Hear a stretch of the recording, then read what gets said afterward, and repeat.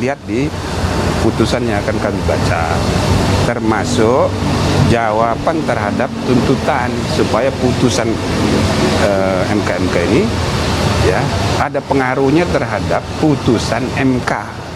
Sekarang pasal 169 huruf Q dari Undang-Undang Pemilu itu kan sudah diberi penafsiran baru oleh Mahkamah Konstitusi kan dengan putusannya itu. Ini yang mempunyai kekuatan hukum tetap sekarang. Oke. Pertanyaannya, bolehkah ini diuji lagi? Boleh. Ada syaratnya tapi. Yaitu syaratnya adalah sesuai dengan pasal 60 Undang-Undang Mahkamah Konstitusi, harus diajukan alasan konstitusional baru untuk menguji itu.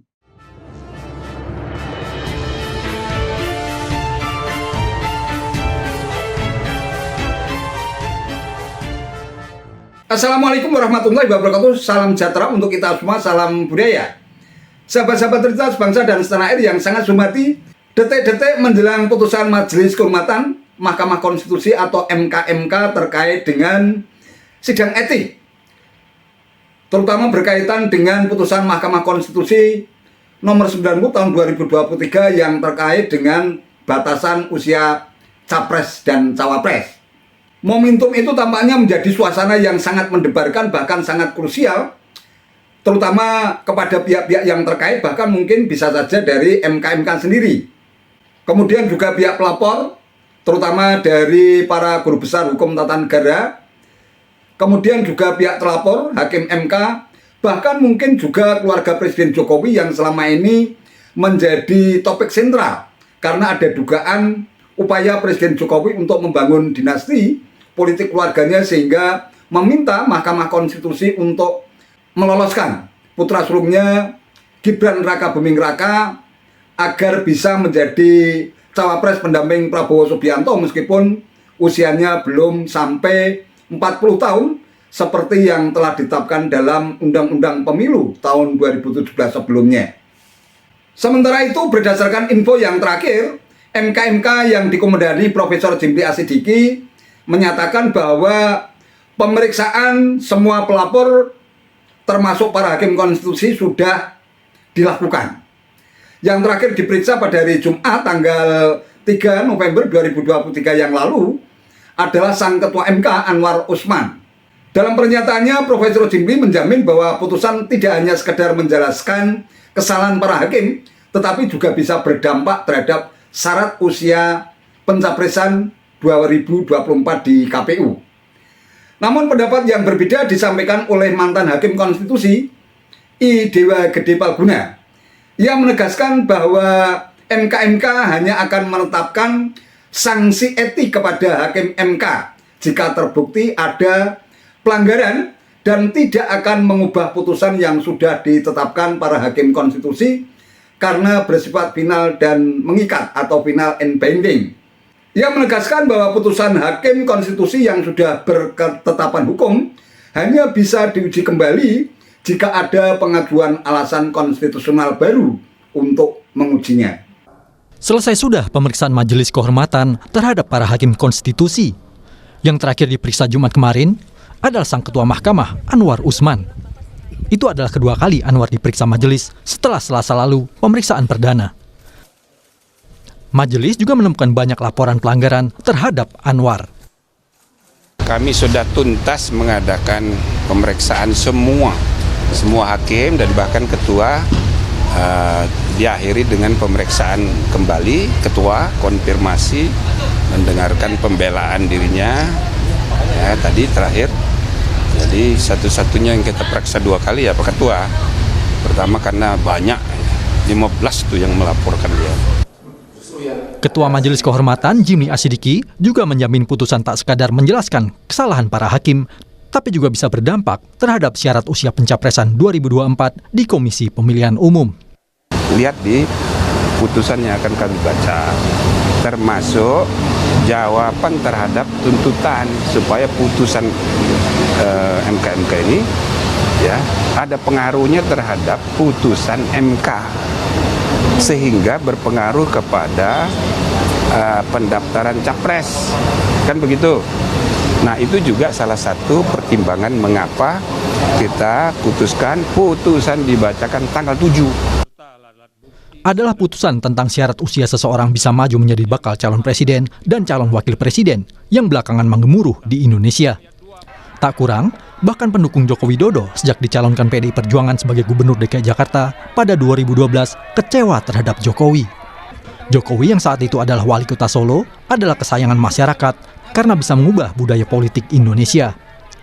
Dukungan masyarakat makin solid saat Jokowi dimajukan PDI Perjuangan sebagai capres tahun 2014. Tapi, putusan MK tentang syarat usia capres-cawapres yang juga diputuskan Anwar Usman seolah memberi karpet merah buat Gibran Rakabuming Raka sebagai cawapres bagi Prabowo Subianto.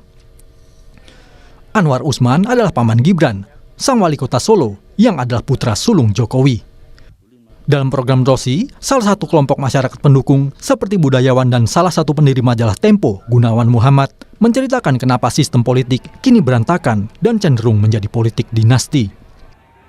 Kemarahan saya, terutama seperti kemarahan banyak orang, adalah tidak adilnya cara Gibran, anak presiden, naik ke atas.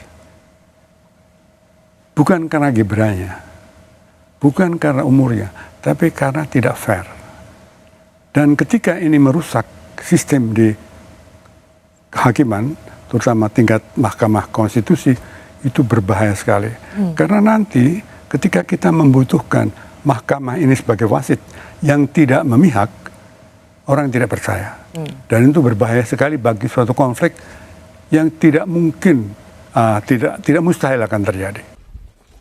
Usai pemeriksaan kedua, Anwar Usman tak merasa ada kesalahan dalam memutuskan uji materi yang memungkinkan kemenakannya Gibran bisa maju dalam pemilihan presiden 2024. Namanya putusan hakim, makanya saya bilang cobalah baca secara teliti, secara mendalam pertimbangannya, pertimbangan hukumnya.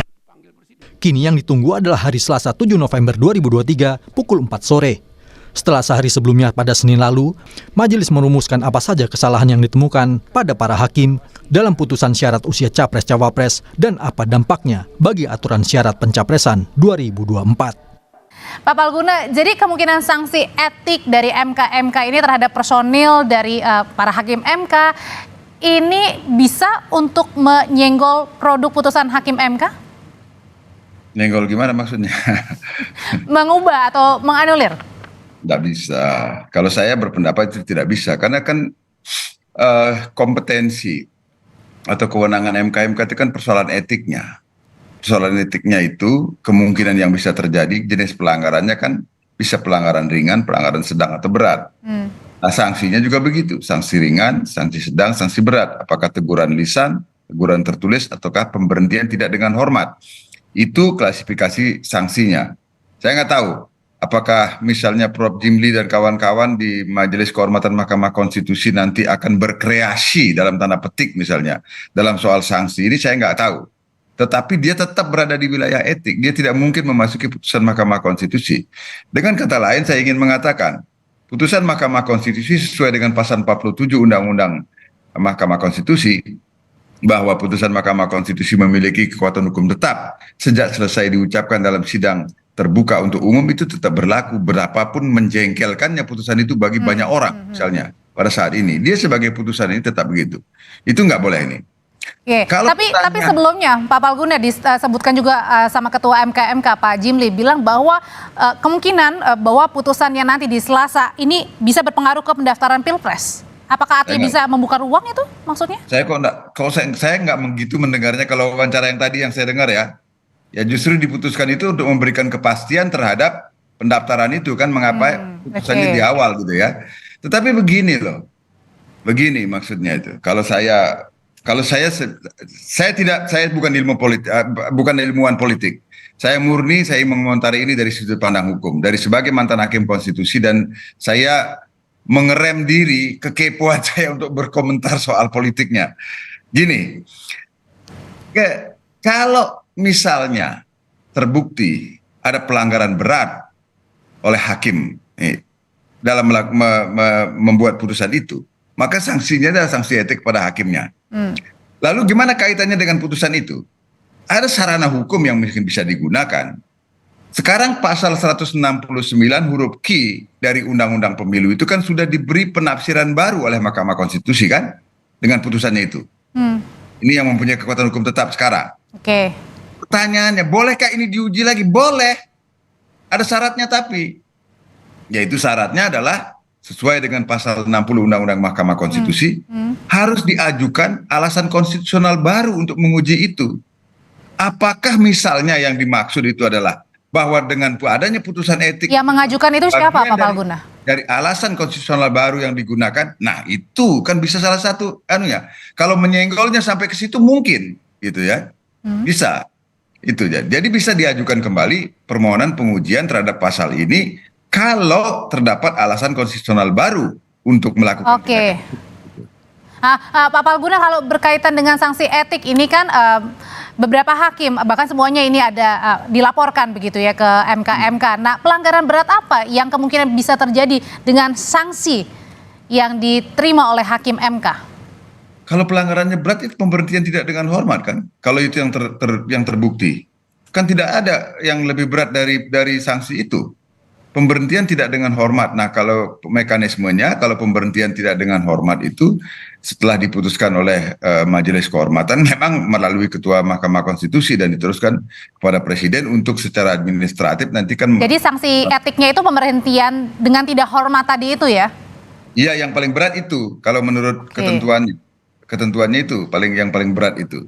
Makanya, tapi saya mengatakan saya tidak tahu apakah Majelis Kehormatan sekarang ini akan berkreasi, misalnya membuat rentang atau membuat jenis sanksi yang baru, saya nggak tahu. Tapi yang disebutkan dalam undang-undang kan itu. Oke, Pak Palguna, kalau gitu pelanggaran berat seperti apa sih yang tadi yang klasifikasinya tergolong sanksinya berat? Nah, itu kembali kepada penilaian subjektif dari Majelis Kehormatan yang didasarkan pada fakta-fakta objektif yang diterima selama berlangsungnya proses pemeriksaan di Majelis Kehormatan Mahkamah Konstitusi. Mengapa saya katakan itu pendapat subjektif? Karena kan pada akhirnya harus ada keyakinan dari Majelis Kehormatan apakah dengan fakta-fakta yang ditemukan selama pemeriksaan itu, dengan bukti dokumen misalnya, dengan laporan, dengan kesaksian, dengan keterangan ahli, itu sudah cukup untuk membuktikan adanya pelanggaran berat, pelanggaran etik berat, sehingga perlu dapat dijatuhkan sanksi berat itu. Kalau untuk Ketua MK-nya Anwar Usman, apa kira-kira pelanggaran beratnya? Jangan tanya saya bukan Ketua Majelis Kehormatannya. Itu kan nanti kita, kalau misalnya ditemukan pelanggaran berat, ya tidak ada pilihan lain kan.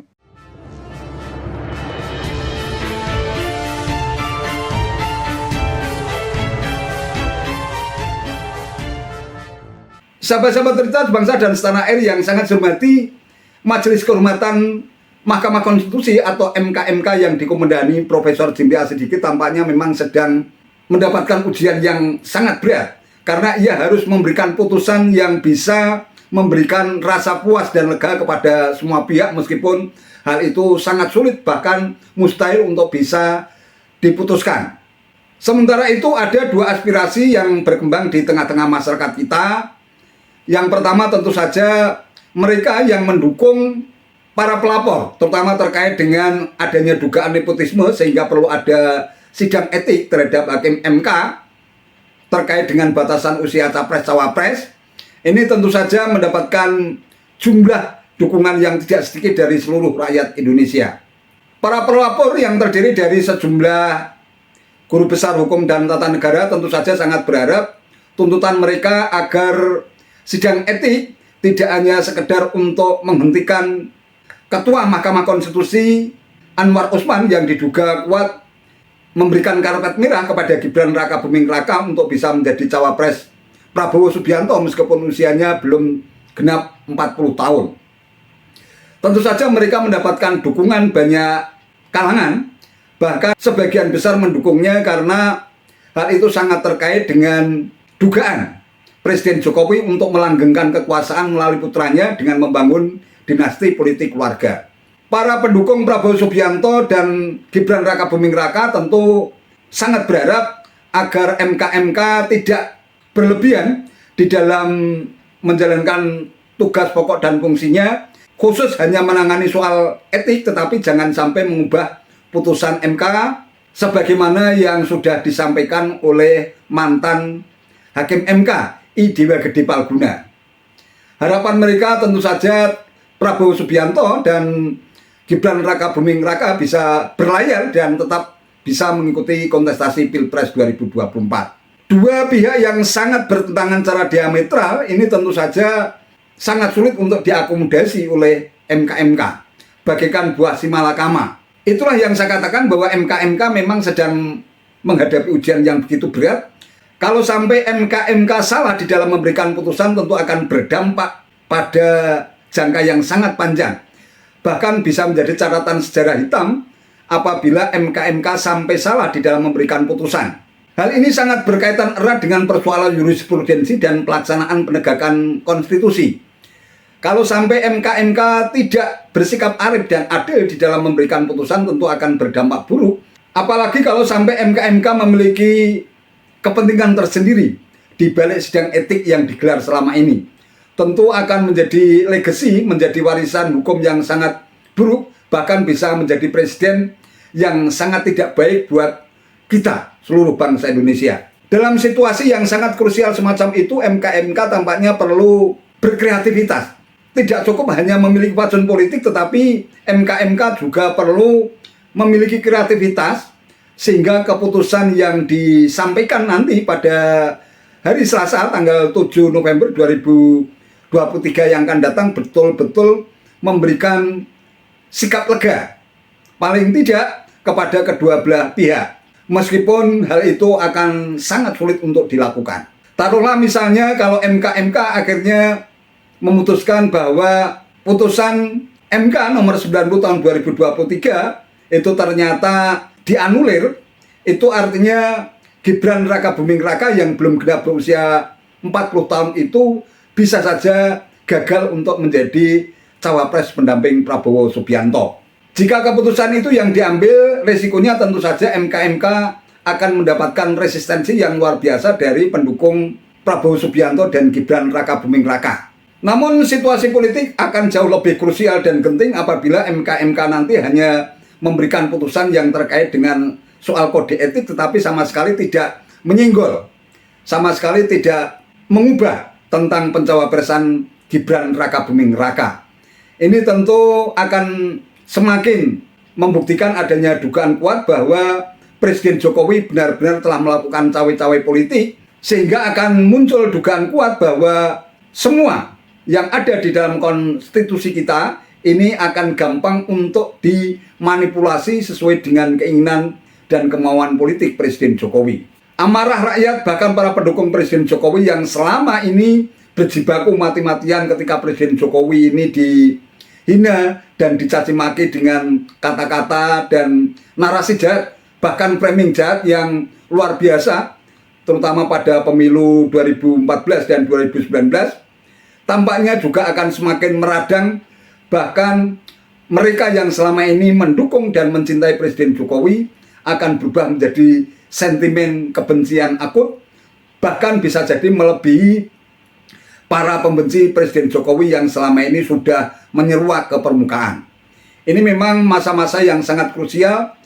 Pemilu dan Pilpres 2024 tampaknya akan semakin menimbulkan polarisasi dan memecah belah masyarakat, yang sebenarnya hal itu sama sekali tidak kita inginkan, karena belajar dari pemilu 2014 dan 2019 yang hingga saat ini imbas dan efeknya pun belum hilang, dan ini akan ditambahi luka lagi apabila nanti MK-MK memberikan putusan yang dinilai tidak arif dan tidak bijaksana. Wallahu a'lam bishawab. Itu saja yang bisa saya sampaikan. Terima kasih atas perhatiannya. Wassalamualaikum warahmatullahi wabarakatuh.